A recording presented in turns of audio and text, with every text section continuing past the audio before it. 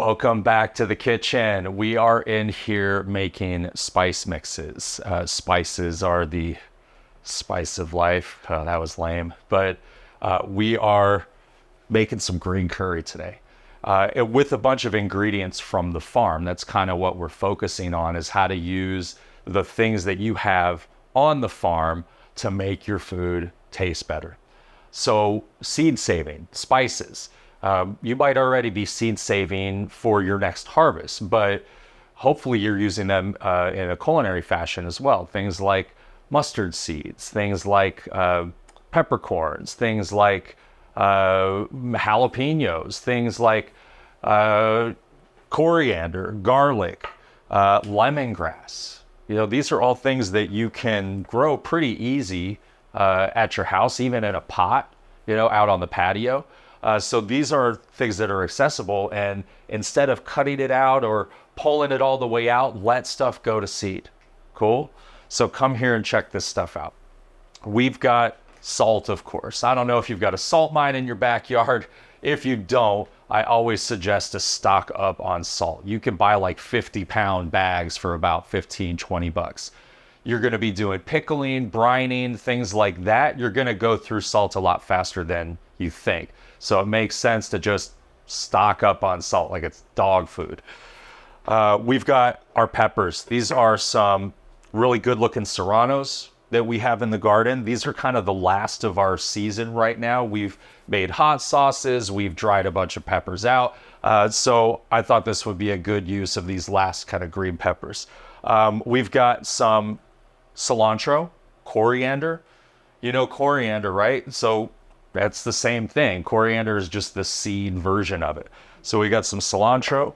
We have kaffir lime. The kaffir lime is native to Southeast Asia. You can use the leaves. It's kind of has this weird distinct double leaf pattern where it looks like a leaf is growing out of the backside of another leaf. It's kind of cool.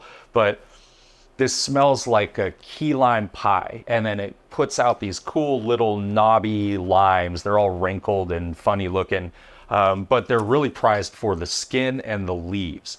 Very easy to grow, and withstands cold weather as far as I know, hot weather as far as I know, because we've got one out in the garden, and I keep pulling leaves off of it.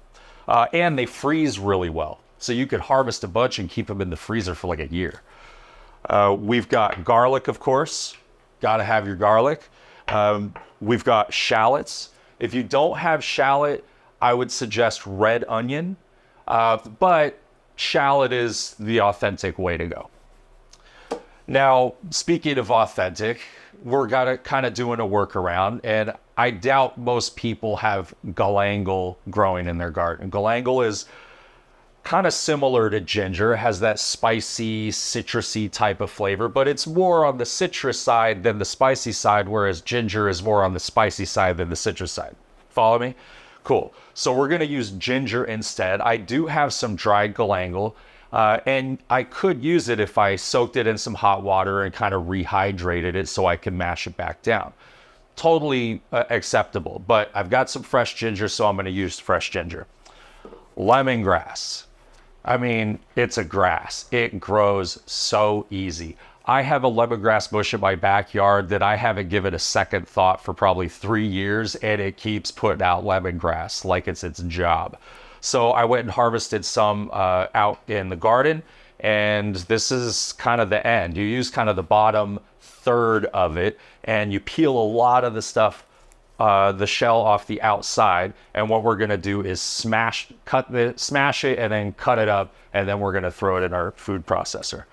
Now we get to the spices, the real spices. Coriander, remember? So we've actually have two things from the same plant. We've got the green part, we have the seed part. Very common in Asian cooking. We have black peppercorns. So if you're just getting started, especially, black peppercorn, it's a vine. It takes a long time to mature, to actually start getting usable peppercorns. Takes, I think, 7 to 8 years, if I'm not mistaken. So get it started now and go buy a buttload of peppercorns to get you through. And then cumin. I didn't have any whole cumin. This is actually the last of what I have because I got to go hit the spice store. We're growing this right now. So we will eventually have, it's very similar to like parsley. Like it grows like parsley. It's kind of a low bush green, and the green is very tasty as well. But cumin kind of looks like caraway. It's actually often confused with caraway seeds. Caraway being used in a lot of Eastern European cooking. Cumin is used throughout the South America in Mexican cooking, in Latin American cooking, but also in Asian cooking. So this is one of my favorite ingredients. It's what gives chili the chili flavor. Like, it's not the chili powder, believe it or not. It's actually the cumin that gives you that chili flavor. So those are our three main spices, and these combined together are going to give us our green curry paste. Now, a little variation. If you want a red curry paste, same thing, but just add red chilies. That's it. It's pretty easy. Now, last note, traditional curry, or excuse me, traditional like Thai green curry or red curry actually has shrimp paste in it. They call it tassi. It comes in a little block. It's usually kind of hard, and you just kind of mash it in there. I've usually just used, it's hard to find tassi. I doubt that you're making your own shrimp paste at home, especially if, you know, at a farm in the mountains or something. So we can leave it out. We're just going to leave it out. The Thai police aren't going to show up banging on your door if you leave out the shrimp paste. But if you do have access to it, it does add another layer of flavor in the green curry that you can't get from really anything else. It's not that big a deal. So I'm going to make kind of the vegetarian version of it. So cool. The cool part is there's only a couple real steps to this recipe. First thing is, get a pan on the stove, and we're going to toast our spices. Cool? Let's do it. So first thing we're gonna need is our ginger. Galangal if you got it, probably don't, but we're going with ginger. So I'm gonna break off a knob here. We need about a tablespoon. And the trick to peeling ginger, if you've ever had it, is just using a spoon, kind of the sharp edge of a spoon. You see how easy that skin comes off? And remember, we're only looking for a tablespoon, so I'm not going to do this whole thing. But that's probably about a tablespoon. So now I can just cut that right off. And then cut it into smaller pieces so it blends a little easier. So there's our ginger. We got our lemongrass. A fun part about lemongrass is you get to smash the hell out of it. So I'm going to grab my grinder from my mogajete, and I'm just going to smash this out. And that green, I'm going to take that little bit out so we get just kind of the white insides. Get one more. See, that's how you know it's good, when it starts splitting like that. Oh man, the smell is unbelievable. So we're going to give that a little chop too.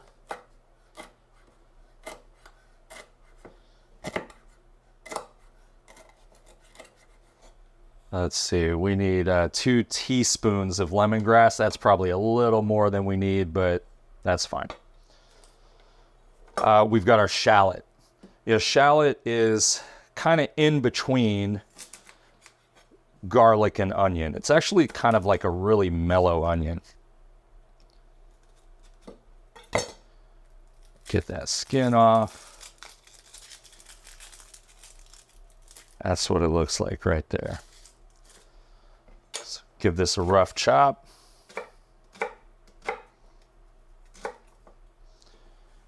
Now we're almost done with our like vegetable prep. So you got a couple options when you're doing your peppers.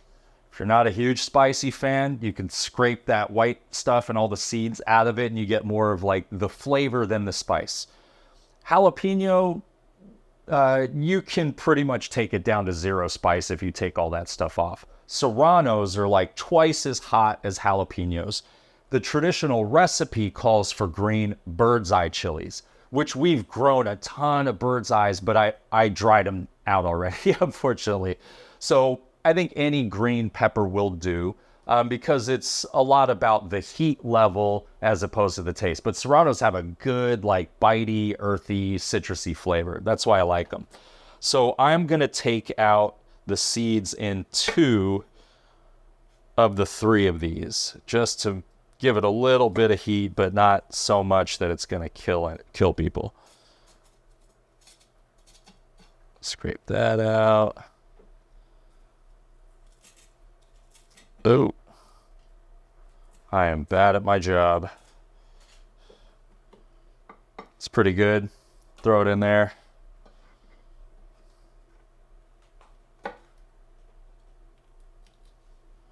Well, I also need to sharpen my knife, apparently. I'm just going to do this with my hands.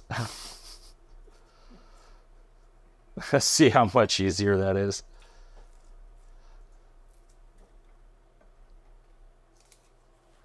There we go. Last one.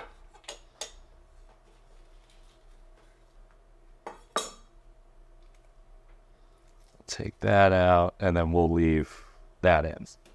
Cool?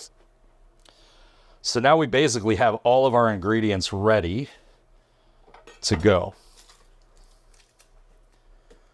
So let's just throw them in here.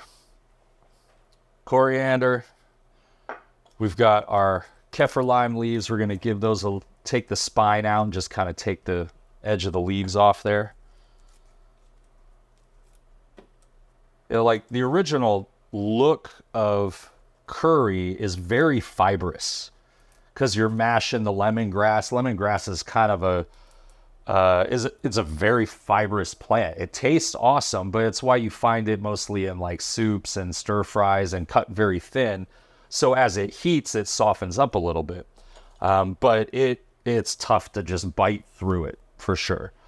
So let's get our lemongrass in there. Boom. Let's get our shallot in there. Boom. Let's get our ginger in there. Boom. There's a rogue ginger down here. Get over here, pal. We got our garlic. That's enough, I think. And then our toasted seeds, which we just need to grind these down. We don't want to throw these in whole because nobody wants to bite through a whole peppercorn. I don't know if that's ever happened to you, but it is unpleasant. So we're going to pop this right in here. And remember, our ghost cumin is in this mix that we're going to grind down. And you can see the coriander got a little darker, a little toastier, and that's what we want because it's bringing out the aroma and flavor at the same time. So, a tool of many uses. Kind of start slow. And then as it kind of grinds down, you can start going a little faster. You just don't want it flying all over the place.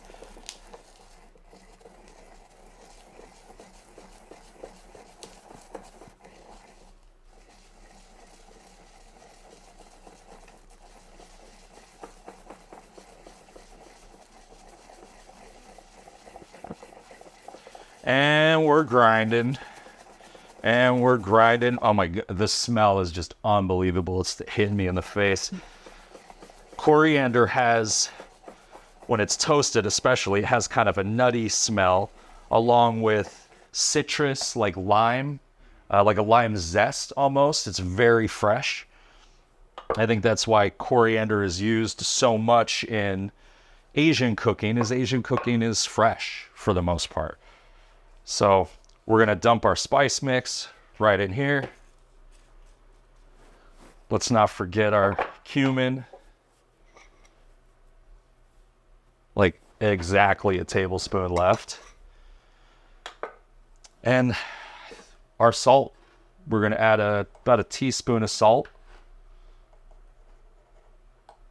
taste it, and then if we need to add more, then we definitely can. So I do add, I'm going to grab a little bit of water because I want to thin this out enough that I can put it in a silicone mold and freeze it. Because the whole point of me making a big batch like this is that I can use it at a later date. So I can freeze it into these little cubes, and when I want to add that little green curry pop, I got it ready to go. I could just pull it right out of the freezer. So I'm just going to add a little bit of water as we're blending this. I'll be right back. All right, so here we go. Now, let me say before I start, we get loud here.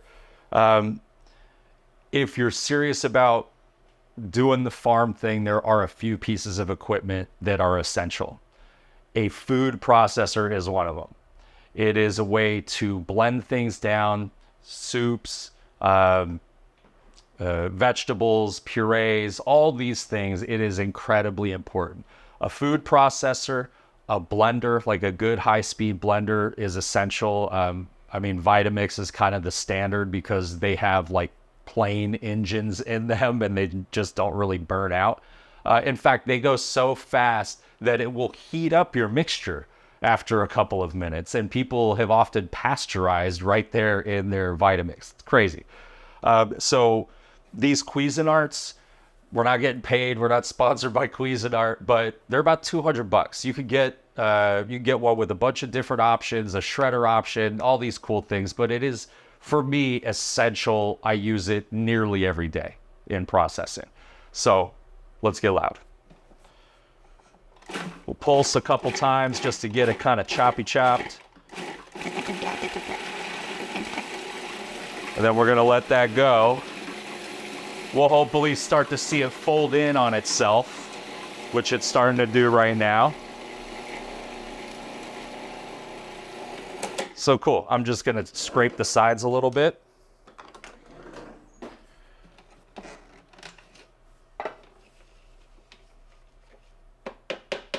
And we're gonna add just a little bit of water. Oh, I can smell everything blending together. That cumin hit me first. And then the kind of the spiciness and freshness of the peppers.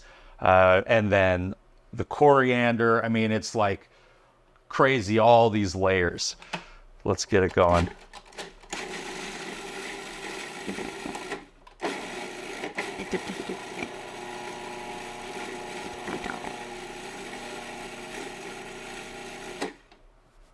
We're going to scrape it again.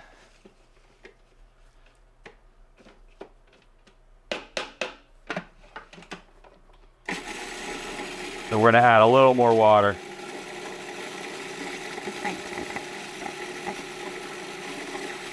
You could also add oil if you want to.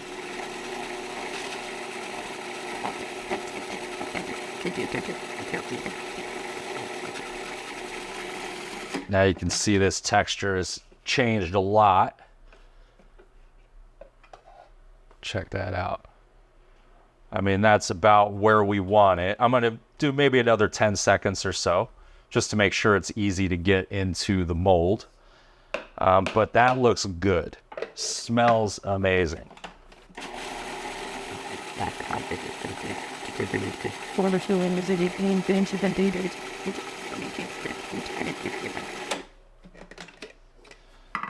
That works for me, people.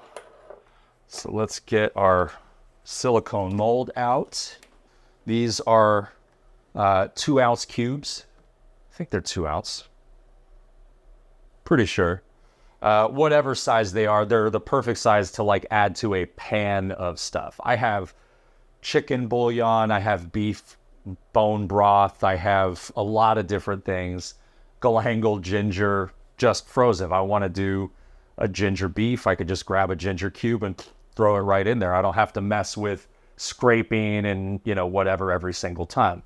So these are ways that you can make your life a little easier in the kitchen and make your dishes a little more flavorful without so much cleanup and setup and, you know, all the things. You know, it's not the cooking that people don't like, really. It's the setting up and cleaning up that people don't like. So the less ginger you got to scrape when you're making your dish, the better, right? Go to the freezer, grab a cube. So let's get this into our molds.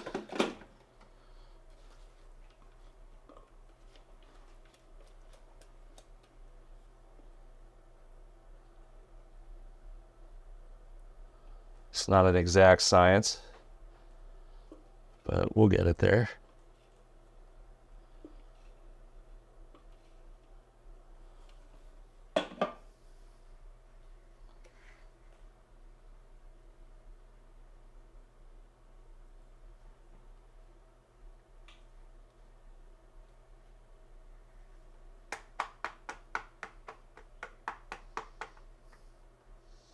I mean, that looks pretty good to me.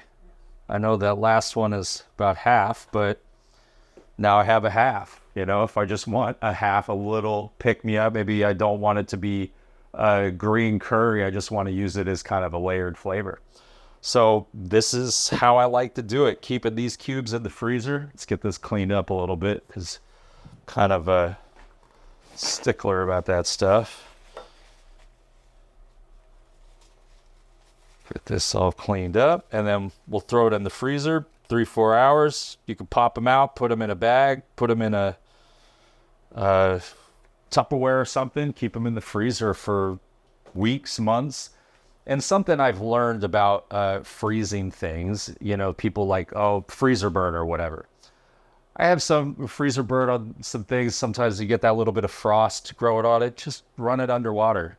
I mean, that's all. You're taking that outside layer off, and that's all you really need to do. And I have never really noticed a flavor difference.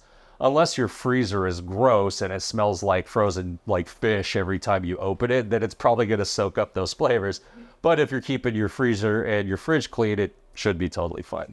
So anyway, there you go. That is Thai green curry. A bunch of ingredients from the farm. Pretty much everything that we had here, sans the salt and the pepper, the corianders from the farm, the cilantros from the farm. We're just about to start harvesting. Well, no, we got about a month and a half, 2 months before we get to our garlic. But I actually just ran out of the garlic from last year about a month ago. So I've only bought garlic maybe twice this year so far.